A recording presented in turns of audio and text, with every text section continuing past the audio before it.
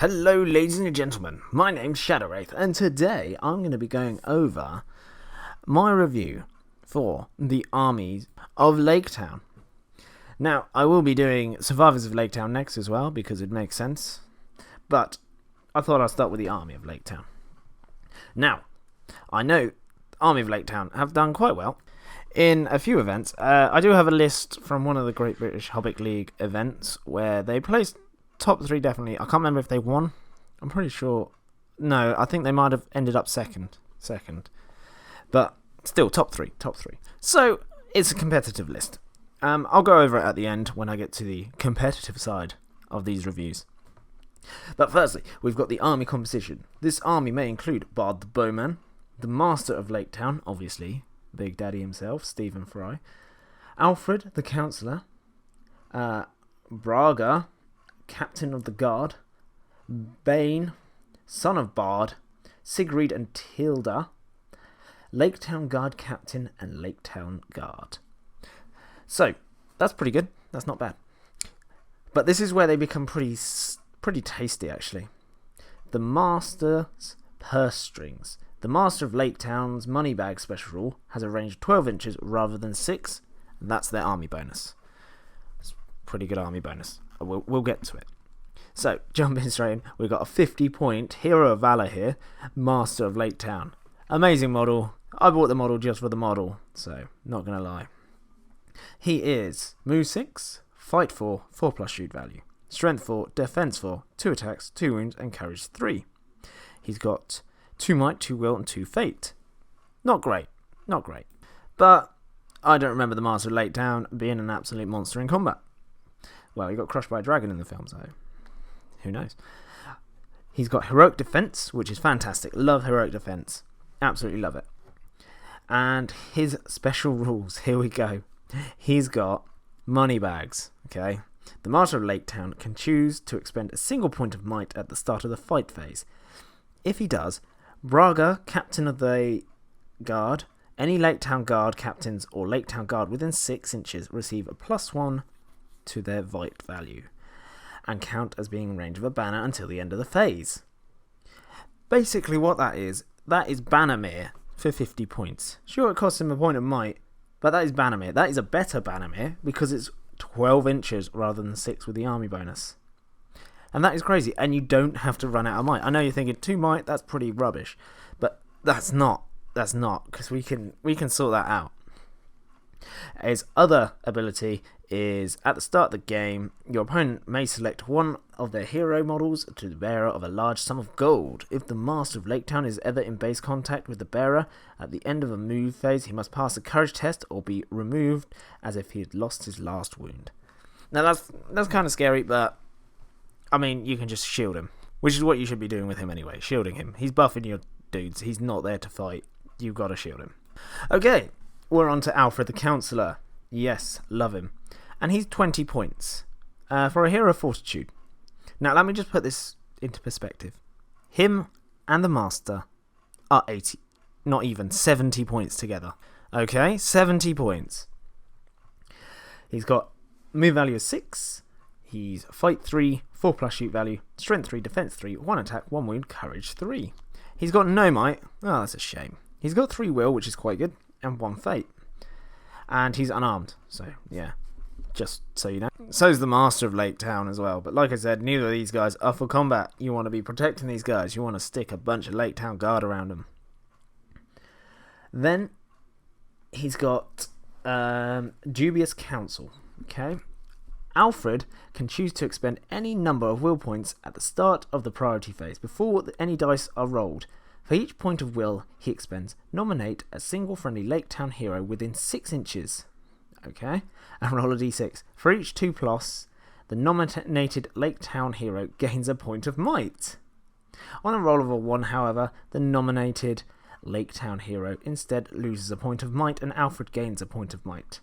Might gained in this way can take the chosen Laketown hero model store of might beyond its points that it started with. Okay, anyone else seeing what's going on here? I think it's absolutely blooming bonkers. Okay, right, okay. He's got 3 will, right? On a 2+, he can pass it on to someone else, and it can take them above their starting. The Master of Laketown comes with 2 might, and he's a hero of Laketown. Okay, so technically, if you don't roll any 1s, you can throw an extra 3 might onto the Master of Laketown to give him 5 might in total, which means 5 times he can use the money bags special rule. Yeah, that's absolutely bonkers. Okay, and like, I know it's only 5 combat turns it will happen for, like only 5 rounds, but just don't forget the first couple of rounds you're not going to use it because you're not going to be in combat, and then when you finally get to, sorry, I'm just losing it here. Boromir with it is like 200 points with his banner, and it's 6 inches. Sure, it's forever, and you've got Boromir, and he's got 6 might. And you don't need to use might for the banner. But you can get the equivalent army buffing potential, for 70 points. It's ridiculous. Anyway, we'll get to the competitive side later. Okay, definitely not competitive there at all. No, not at all. Then we got Braga, 50 points for this guy, hero of fortitude. He is move 6, fight 4, 4+ shoot value, strength 4, defense 5, 2 attacks, 2 wounds, courage 3, 3 might, 1 will, 1 fate. Okay, 3 might, awesome, really good. And he comes with armor and a sword.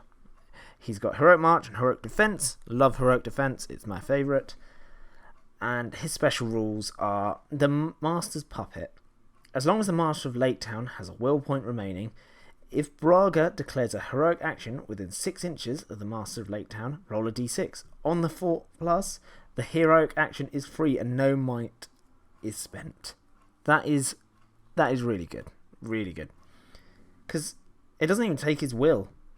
He needs to have at least 1 will remaining. And he's got 2. So, that's really good. That's really good. It's basically having a free taskmaster that only, targets Braga. But still really good. And he comes with 3 might anyway, so that's awesome. Braga, or any Laketown Guard captain and any Laketown Guard within 3 inches of him, may not take part in heroic actions called by Bard the Bowman, Bane, son of Bard, or Sigrid or Tilda. Yep, that's fine, whatever. Fair enough. But that's amazing for 50 points. Then we got Laketown Guard captain, 40 points, hero of fortitude again, fight value of 4+, 4+ shoot, strength 4, defense 5, 2 attacks, 2 wins, courage 3, 2 might, 1 will, 1 fate. Comes with armor and a sword, and heroic march. Yeah, that's okay. And then we got Laketown Guard. Okay, these guys are 5 points a model. That's pretty good. They are move 6, fight 3, 4+ shoot value, strength 3, defense 4, 1 attack, 1 wound, courage 2. Absolute trash. Okay, absolute trash. Not bad that they're fight 3 though. Okay, because a lot of low point models are like fight 2, like goblins. You can give them a bow for 1 point, or a spear for 1 point, or both. So yeah, that's pretty tasty. Yeah, pretty standard. Let's jump into Bard the Bowman. So Bard the Bowman's 140 points. He's not a hero of legend in this. He is a hero of valor for armies of Laketown. While survivors of Laketown, he's a hero of legend because he killed a dragon. So he's gone up in the wild. And he is fight 5, which is good. 3+ shoot value. Strength 4, defense 4, 3 attacks, 3 wounds, courage 6, 3 might, 3 will, 3 fate. He's got heroic resolve, accuracy, strike, and strength. He's got strike in there, that's good. And he comes with a sword and a great bow. A great bow. That's awesome. Options, 75 points. He can take the Wind Lance. And what does the Wind Lance do? Wind Lance is a siege engine. It's strength 10, defense 10, and it's got 3 wounds. Basically, it's got the same rule for siege engines, that is superior construction. And he's the only crew member. He can fire at every turn, but he can move more than 6 inches away from it and it not be destroyed. So he can go away from it and then come back to it. And provided he is in base contact with it and not engaged in combat, he can shoot it. And it only scatters 3 inches rather than 6. And you can use might to influence, to hit, to wound, and scatter table rolls made by the Wind Lance. So yeah, it's okay. It seems quite expensive for that many points. But still, strength 10 shot a turn is really good. His special rules are he's got rapid fire. So basically, if he hits a target with his great bow, he may take another shot within 3 of the initial target, and it can be the same target. If that shot also hits, he can shoot again to a maximum of 3 shots in total. That's really good. You've got 3 plus shoot value and you can do that. So, a slightly lesser version of Legolas. The Black Arrow. Once per game, Bard the Bowman can fire his Black Arrow instead of shooting the Windlance normally. If you choose to do so, declare that he's firing the Black Arrow before rolling to hit. When shooting the Black Arrow, Bard the Bowman re-rolls a failed to hit roll and any failed in the way tests. Furthermore, do not roll on the scatter table when firing the Black Arrow.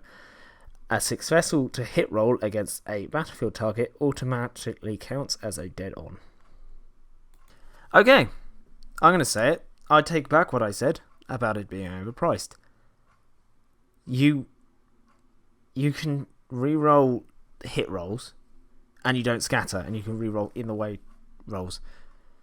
That means you've literally got a one-shot 50 caliber sniper rifle in this guy's hand. And if you roll a 6 on Smog, you're doing, what, 20 damage? Or is it just... No, it's just straight up strength, isn't it? No, you take off half his health because it would have killed him instantly. Yeah, but then he takes an extra 10 wounds as well on top of that. I think that's how it works. Something like that. Yeah, it's insane. You're shooting at a Balrog. If you shoot at a blooming Fell Beast with this thing, you're going to kill it. Like, this is a sniper rifle. That's crazy. Anyway, moving on. We've got Survivors of Laketown. Bard the Bowman stand fast rule has a range of 6. Furthermore, Bane, Percy, Hilda, and Laketown Militaire captains and Laketown Militaire within 6 receive a +1 bonus to their fight value and count as being in range of a banner. That's insane. He's now Boromir. Okay, less might, but he's Boromir. Like, granted, most of the troops are fight 2, but still. You're bumping everyone up to like fight 4 and stuff. Then we've got Sigrid and Tilda. 30 points for both, which is really cheap. They're fight 2, so Sigrid is move 6, so is Tilda. Fight 2 for Sigrid, fight 1 for Tilda. Both 4 plus shoot value, both strength 2, both defense 2, both 1 attack, both 1 wound. Sigrid is courage 4, and Tilda is courage 3. And both of them have no might, 1 will, and 2 fate. So that's pretty good. You can only bring him if you've got Bard the Bowman. So yeah. That's pretty crazy. And they have to be in Bard's Warband or Bane's. So you can't put them with a captain or something like that. And the reason you bring these, because they're both unarmed, right? And they're independent heroes, is Bard the Bowman and Bane receive a bonus of +1 to their fight value when they're within 6 of either Sigrid or Tilda. If Bard the Bowman or Bane are within 6 of both, they both receive a +1 to their fight value and may call a heroic combat each turn without spending might. That is why you bring them. Absolutely nuts. Free might. You can just go around heroic combating for ages. And you fight 6 now with Bard. So, yeah, that's pretty crazy. And you can use Bane to get a few models on a single cavalry model because they've got quite big bases. And free heroic combat. And you probably kill that one cavalry model if you've got a few militaire on them as well. And you just romp around the battlefield killing stuff. The only downside is if either Sigrid or Tilda are slain, Bard the Bowman will automatically pass all courage tests, which is good. Additionally, he must charge the model that killed his daughter if possible. If this is not possible, he must move as close as possible to the model that killed his daughter. Once the model is killed, he must move as fast as possible towards the nearest visible model for the rest of the game, charging if possible. That's pretty nuts. And if 2 targets are, going to feel the wrath of Bard because he killed his daughters, you just move to the closest one. And then for the rest of the game, you have to charge the nearest visible enemy model for the rest of the game. So that's a downside because I can kite that. Your enemy can kite that. I can chuck a goblin at Bard every turn. And he won't have free hero combats because one of his daughters is dead. So that will suck because I can literally just chuck a single goblin right in front of them and go, there you go, you're going to kill goblins every turn. So, I mean, he can heroic combat on his own whim, but the fact that he has to and he can't pick where he goes, it just kind of sucks for him. And then Bane, son of Bard, is 40 points. He is move 6, Fight 3, 4 plus shoot value, Strength 3, Defense 3, 1 attack, 2 wounds, Courage 4, 1 might, 3 will, 2 fate, and he's a minor hero. He comes with a sword. He's got Heroic Strike, which is absolutely crazy. Yeah. And then, whilst Bane, Son of Bard, is within 6 inches of Bard the Bowman, he gains a bonus of +1 to his Courage value. So he goes up to Courage 5. And he'll be fight, 4 near the sisters. So that's pretty good. Anyway, are these guys competitive? I will let you know. I'm going to get that list up right now. Okay? And I'll just say it was a fellow called J. Clare. You've probably heard of him if you follow Great British Hobbit League. Army of Laketown. Okay? And I think this was 650 points. So he had the Master with 6 guard and 6 guard with Spear. Alfrid the Councilor. Braga with 3 guard and 8 guard with Spear. And Bard with the Armour and Horse. Sigrid and Tilda and 11 guard with Bow. And I can just say, all your guys are going to be +1 fight value. It's just nuts. Because of the Master of Laketown. You've got Bard, who's just Bard. He's really good. And you've got a hell of a lot of shooting as well. So, yeah. It's a solid list. And you've got tons of models as well. Absolute tons of models. So, yeah. 40 models. It's a solid amount of models to have. And you've got 11 shots as well. Which is still pretty scary. So, yeah, that's pretty much what you want to do. You want to hoard them. You want to bring the Master of Laketown with Alfrid the Councilor. Absolutely. And you bring Bard with his 2 daughters, without doubt, to get all the benefits from them. And he will be your beat stick. Okay? So you get Bard to go and kill everything, get free hero combat, keeping him near his daughters. And Mr. Moneybags is just going to support everyone else and hang around where the battle's going to be the hottest. Anyway, that's it. I think they can be very competitive. They're really cheap, and they've got really good supporting heroes, and they've got a beat stick in there as well. They can ally with Thorin's company, Green Allies if you really want them to, but yeah, it's up to you. But yeah, no, very solid faction. Anyway, I hope you enjoyed the video, and if you did, do hit the like button. And if you're feeling especially saintly today, maybe even a cheeky subscribe. But if you don't do either of those things, I still hope you have an absolutely fantastic day, and I'll see you in the next video. Goodbye.